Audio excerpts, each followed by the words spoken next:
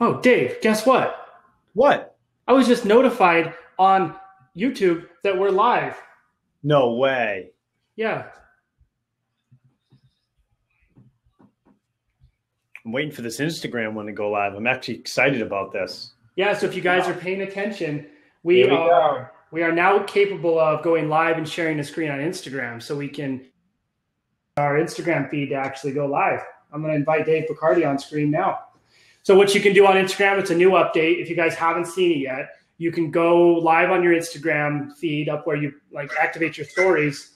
And then once you do, you can actually invite someone who's watching up on screen now. So you can do like a screencast or not a screen share, but you can share each other and showcase what each other are doing on Instagram, which is pretty cool because now you have the capabilities to actually make this stuff work. Except we got a Are you getting feedback? There we go. I don't know. You guys bear with us while we...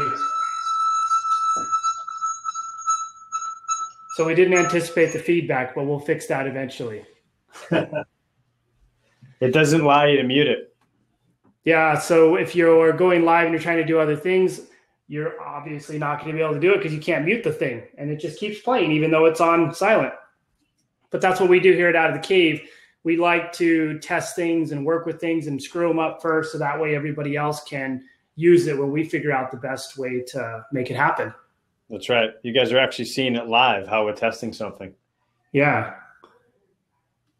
And so with Instagram, obviously you can't officially mute it. So what we're going to have to do is connect it to like a headphone jack or something or a set of speakers. So that way it might not be in our ears, but it's not going to be outward. So it doesn't preview into this broadcast when we're trying to broadcast.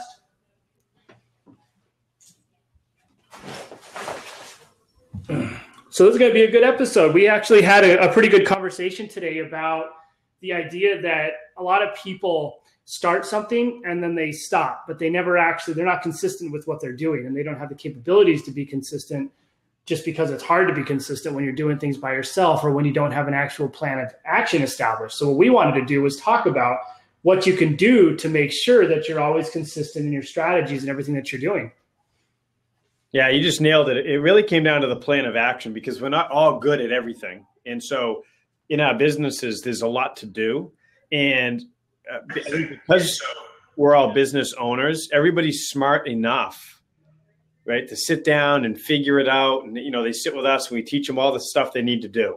And they go, yeah, I can do all this. And then they go off to do it. And then we get the call, 1, 2, 3 months later. And I'm really struggling keeping up with it. I'm not able to constantly produce content and push it out. It falls off. So it's not a matter of, do you know how to do it? Because it's not that hard to learn. It's, do you have the bandwidth to do it and keep up with it? And that's the hard part. Yeah, and I think this comes down to the idea that we start something, but we don't necessarily look at all the pieces and the mechanical components that are going to go into making sure it works long run. So when you do this, you should use the phases of strategic planning to make this work. The discovery phase, the planning phase, the execution phase, and the post-execution analysis. So when you do it, you organize, what is this going to take from me? What do I need to do to make sure my staff are trained properly to do it? How do I keep them doing it? And how do I continuously make this a well-oiled machine that's not just dependent on me, but has everybody in my organization involved in making it work? And if you can design a strategy around that, now you have a long-term plan for success for what you're doing. And you can say, okay, everything's organized from making it work, what it is, why it's going to work, why it wouldn't work. And we're going to continuously look at problems that could come up and fix those things. And then we have our staff organized in a way. We know they're going to do what they need to do. And it doesn't just fall on you to do everything. And so if you set yourself up in that direction, everything you build and everything you start and organize is going to take so much work in the buildup that when it's actually moving and motoring along, it's going to be a well-oiled machine. Yeah, and obviously everything has work up front, but anything worth doing has work up front. And, once you get going with it and you have the game plan, you can then stick to a plan. And part of that plan is, who's going to do the work and who are your strategic partners. And in your plan, you should learn, where you need to leverage other people, where, you're best suited. And then keep coming back to it. You stick to the plan. So then when you see new things, because I know, in business, you get distracted and you it could be in your services, or it could be in, services that you're going to bring in to help you deliver your services, whatever it is. There's always new stuff to keep up on. And it's really easy to see something, say, that's great, and run with it without actually going back and looking at your plan and saying, how does it fit into our plan? And how are we going to actually execute it without dropping stuff that's in our plan to do it? Yeah, you know what that's called? What? Shiny thing syndrome. Oh, I actually have shiny thing syndrome. Yeah, it's tough to get around because you're looking at these new shiny things. They look like they're going to be pretty cool, and they look like they're going to actually run well. And then you activate it, and you're like, dang, this shiny thing was a lot more involved than I anticipated. And I can't really keep up with this thing because as cool as it seemed, it's ending up costing me a lot of money and stress and failure in trying to figure this thing out because I didn't have a plan of action around this shiny thing. And chances are, if you develop this plan of action around your shiny things, you can debate on whether or not it is going to be an actual thing that's going to work. And you can organize yourself in a way that it takes you so long to get it developed and organized, which it should be 4 to 6 weeks in your organizational period. The shiny thing might not be so shiny anymore, and something new shiny is going to come out. Yeah. And when you work on your game plan and sticking to your game plan, I think that's where, like you said, like avoiding the shiny things. But what you really realize is it's all about execution and the basics, sticking to the basics in your business. It's what made you successful in the first place. And I think we all get caught up with, like, it's expensive. When you chase the shiny thing, ultimately what you're chasing is an easier way to do something. And you're trying to remove work from your plate, and you're trying to put it on something else, and whatever, it's $3,000, $6,000, $1,000, $2,000, $5,000 a month. But if you think that that's going to replace the basics for you and kind of what you do well, and your ultimately your game plan is what's going to get you successful long term and sticking to it. That's the big thing, is just don't get caught up with chasing it. And just because it's a shiny thing is a little cheaper than another shiny thing, you don't jump ship to go to the new cheap shiny thing. Figure out how it actually fits into the big thing. Yeah, the big picture. I think this is a really good example of this is especially in like the gym industry, we see this really often, is the saturation of like marketing automation being the end all be all. And while it's an important piece, it's not the shiny thing that everybody needs right now to generate what they want to generate. And I think that becomes a big problem because then it turns into who can create the cheapest protocol available for marketing automation. And then it just turns into this commodity-based price war around it. And the ones that are actually decent and good suffer because of the whole shiny thing syndrome. And it's the same thing when you look at people's gyms. Everybody looks the same if they're not differentiating themselves through content. So the new shiny thing is always going to come out that everybody shifts to. So it goes from CrossFit to Orange Theory Fitness to whatever the next big thing is going to be. And what was in the past, Zumba. And so if you're not creating that differentiation and organizing yourself in a way that's going to help you long-term, you're ultimately going to just be the shiny thing for people to go see and then quit when they're done with it. Yeah. You just hit quite a bit of things. So I don't know how to follow up with that, but I'm going to start with the email automations. A big smile. With a big smile. The thing that as we ended up into that side of the business a little bit, we really learned that it's very powerful. It's not, automations isn't just email. Automations is actually your system. It's how do you automate what you're doing in your business? How can I take what you've built for automations and send it out to get clients? There's a big difference, and people are very confused on that. So automation actually is, it's on the expensive side. There's a lot of work that's involved and a lot of actual, there's consulting, and but you have to do the work. The end user here you have to be actually committed to taking all of your processes in your business and then making sure that you get the support you need in it so that it's all happening consistently, and there's tasks and reminders, and it really ties your business together. But that takes work. And yes, it's not cheap to do that. And what happens is people get sold on the concept, and it makes sense. We use it in our business. All of our businesses we use Infusionsoft, and it's built out pretty deep. And what happens though is people think it's email automations and a drip campaign, and then they just go after the cheapest common denominator. And what we're seeing, in especially the gym business, is everybody's building out automated systems, but they're not built for you and your systems and your gym and your procedures. So it doesn't give you the results you think you're going to get. Yeah, that's huge. And that's a big piece right there is everybody. So what happens in marketing is marketers, like we always say, will ruin every single thing that comes out. They'll completely ruin it. They'll saturate it. They'll create it into a commoditized format. And like Dave was saying just now, it turns into this thing where it's not an identifiable aspect of you. It's just something that's been mass replicated 175,000 different times, and everybody's using the same thing. And so then when you look at that from the client perspective, it's like you look at it and they say, oh, I get the same emails from all of these places. I get the same things from all these guys. Everybody looks the same. So everything here, who cares? I just got to find the lowest price thing and jump on it. And what you have to look at everything from the client experience. And so that's one of the big problems of when you can't continue doing something continuously on a long-term plan and you end up with shiny thing syndrome, your business ultimately ends up being just the shiny thing. And so when you institute new things and new policies and new programs, just look at it from the consumer's perspective and then look at what everybody else is doing. Are we jumping on something that every other business everywhere is doing? And if we are, how do we separate ourselves and how do we create differentiation in those products? Or is this just the flavor of the week? And is this going to fall out of flavor after a while? And we're ultimately going to suffer because of the commoditization of what we're doing. Yeah. So, I guess from an action item standpoint for everybody, ultimately it's what is your business doing? How do you then build your game plan around how you're going to be successful? We talk about having the 5-year plan and then building it backwards. And once you have that, there's no starting and stopping. It's execution. And so you need to start with what can you execute no matter what? It's just, there's your bare minimum. And then over time, you can add to that as you get better resources and tools and different things. But ultimately, tools and strategies and all that stuff it's there to amplify your base strategy, right? That's the most important part. Get that game plan together, have it built around where you want to be in 5 years, built around your expertise, and then you only implement things that help that game plan. And then you're able to not start and stop. Yeah, exactly. And if you have that long-term roadmap to success mapped out, you always have something to reference.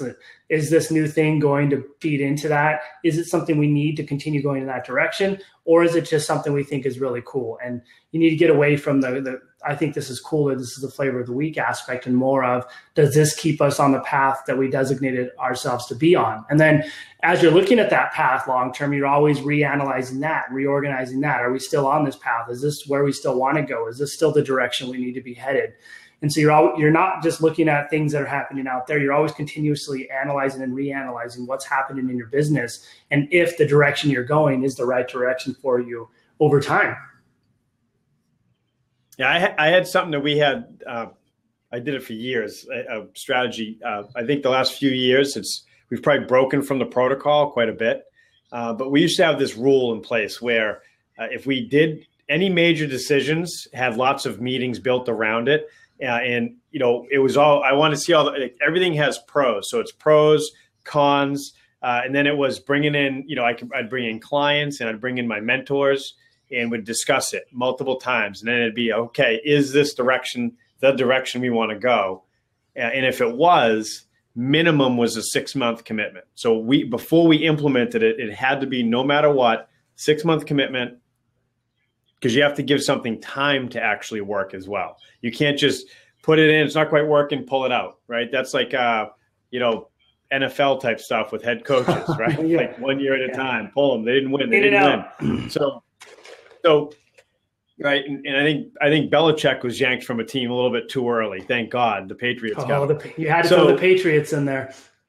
Had to, but you have to give things time. So I think the last few years, I know for me personally, like things have changed very fast, and so everyone's making decisions a lot faster and trying things and dumping them faster. But what I'm seeing is, especially in the marketing game, is people aren't really putting their plan together correctly, and then they're too fast to dump something that they've already invested in, where they already have time in, and they're not, it's just probably maybe communication and tweaking, but everything works if it's utilized to make your game plan successful.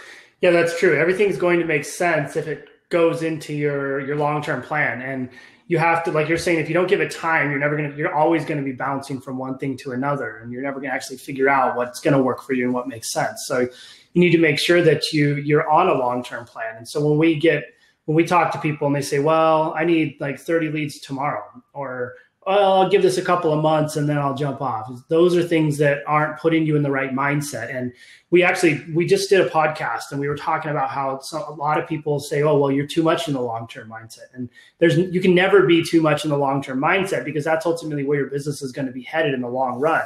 And when you jump on and people tell you how to do things in your business, and you get people telling you what to do in your marketing, all of these things need to coincide with that long-term plan. And if they don't, the only one who's ultimately going to suffer in everything is you, because your business is going to falter and fall apart because of the problems that are exhibited from doing the things that don't coincide with your long-term plan. Yeah. And it probably doesn't seem like it at first. Like, so say you jump on a lead nurture system or you change websites, whatever it is, there is an impact, right? You do take a big step back when you do that. And so then you need to get it implemented and put the work in, and then let it start to work for you. But things take 2, 3, 4, 6 months, a year to actually get really rolling. And I've seen it a lot where it's like, we did it, which was a huge mistake. We had like 3 different websites in a year. Right, it's a good way just to get like, boom, kicked off the website circuit, yeah. Right? Like, why aren't I?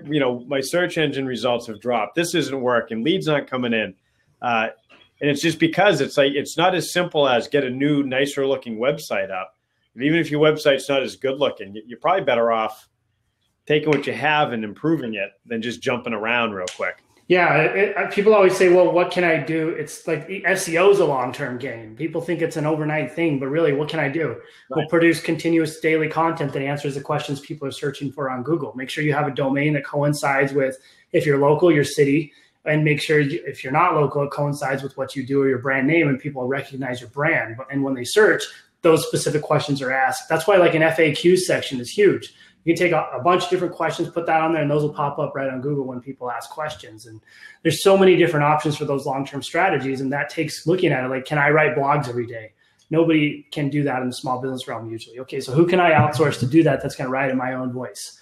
And then what can I do to continuously update that content to make sure it's always going to be prepped up and ready? And what surveys can I send out to ask people what questions they're wondering? And how can I listen to the questions and use those on my website? And so there's always different strategies and tactics you can use to make sure that you're headed long-term. And switching your website 3 times in a year is going to hurt you, because Google's going to continuously have to research and reset what's going on there and find out what you're doing. And rather than, you could just have like an old Blogspot website. And if you keep that for 100 years and you continuously update it, you're going to pop to the top. That's right. And these are the things that people don't understand. This is why it's so important to have mentors, people that know what's going on, and they're everywhere, right? There's people you can pay, there's people that you don't have to pay, right? But you have to actually put the work in and get the conversations going, and that long-term plan is key. Yeah, that's huge. People take it for granted. They think, oh, well, I can just do this and it'll fix me tomorrow. It's a dependence on that. So don't get on that dependence. It's like getting addicted to drugs. You're always dependent on that thing that's coming down the line. You think that next thing's going to save your business. But when your business never gets saved, you realize, damn, I should have looked back and really taken a hard look at what we were doing and organized myself a little bit better rather than relying on flavors of the week. Yeah, it's usually the hard stuff too. It's if I brought everybody in here right now, so we're going to do cold calling, most people would be frozen and they wouldn't be able to do it. And it's because it's this fear thing, an uncomfortable thing. It's really hard to take that first step. And so in your business, like everybody gets so busy, there's so much going on. So it's so easy to, what I always see is people usually stop doing the behaviors that will make them successful the fastest, because those are usually the ones that are the hardest. And they always go down the path of what's easier. It's easier just to pay someone to do this, or just not do it at all, or you can get lost in your business. And it's so easy to do. Yeah, it's true. It's a trap, and you just got to be conscious of it and aware. And if you fall into it, be ready to pull yourself out, because all of us will fall into that trap eventually. And we have to be cognizant of what's going on and mindful of what we're doing at that specific moment in time and say, wait a second, we're falling into things we don't need to be falling into. We don't even need this. Let's pull back and figure out what we can do without that. Or is this going to be around in long term? It doesn't make sense to keep around. And that should always be in the back of your mind when you're doing anything. I mean, people get on these sales calls with businesses, and my biggest pet peeve is at the end of the call, it's like, well, I only accept a couple people and it's $10,000 to start, but today it's only going to be $2,000 if you sign up right now on this phone call. Can I sign up? Of course. I'll sell you sunshine and gumdrops, Dave. I love it. We're actually hard. Jen and I are good sales guys, and we're like anti-sales at this point in our career. We really want to help people, and it's I think we probably hurt the business more because we're not hard selling people. But something that maybe this is a sale, something that you guys can do in your own businesses, and we found great success with it with Out of the Cave is, we have like a management platform, but you don't need some big platform to do it. But you get your team in there and you get them collaborating. So like we collaborate with all our clients, and we come up with a long-term strategy, and then we can work through it, and then we can add all their team into it as well. So there's accountability. And then we do a monthly call where it could be just the owner or the whole team are in there. And we basically hold everybody accountable. So it's not just the person in the business. It's, it is important creating content, having a long-term strategy, even talking business in general, where it's like, I'm having these problems, or what do we need here? We have that platform that allows collaboration. So having that collaboration platform is huge. Do it in your businesses, and then mentors. If you have any mentors you're working with, we want them all in a platform like this. Like everybody should be talking to each other. If you have a business coach, your employees, the owner, if you're in any other groups, marketing people, put them all into and let them talk to each other. Yeah, work on your plan together. That's huge. If you get a consultant or someone in marketing or whatever that won't work with the other people you're working with or says they can do it all, that's when you need to turn around and run away as fast as you can, because you ultimately, if you try to do everything, you do nothing, and you're going to be good at nothing. So you need to make sure that what you're doing coincides with everything else you're doing with everyone else. And you have the people who are really good at what they're doing. So if you have a business mentor and someone who mentors you for marketing or sales or whatever, like Dave's saying, they should all be collaborating and talking, because every single thing every one of those people say is going to have an effect on your business. And you don't want them to clash with each other and have problems. You want them to be able to go back and forth and talk. And sometimes they can create solutions together and then give you the solution. And that's what you need. You need that collaborative effort to make sure you're successful. Well, we strive in that environment. We love that, right? So, like if you have a sales coach or a business coach, we bring a lot of that experience to the table as well. So then we're able to craft a lot of your, the funnels in your gym and client experience and all the stuff that we do. We're able to then communicate with them on how to best do it. And it really helps us provide a superior, experience for our clients, but it also helps them because we all collaborate together and come up with excellence, not, individual stuff. It's hard to miss the mark when everybody works together. Exactly. Collaboration and communication are the keys to success and effective business. That's right. All right. Well, I think this is a good one. I think we hit on a topic because we got a big Infusionsoft seminar coming up, and it's going to be out of control good, because we're going to really educate everybody on it so they get it and what to look for in the industry. So I'm excited about that. Yeah, we're going to talk about how you basically map out your buyer's journey and what that looks like inside Infusionsoft or any other CRM you're using. And we just want to start doing more stuff like that, because we probably get 100 questions a day about that stuff specifically. And we want to make sure we help clear up the Confusionsoft attitude and clear up what it's actually good for and what it's useful for. And so we'll start organizing a bunch of webinars and stuff like that around those things where we can share our screens and talk about it.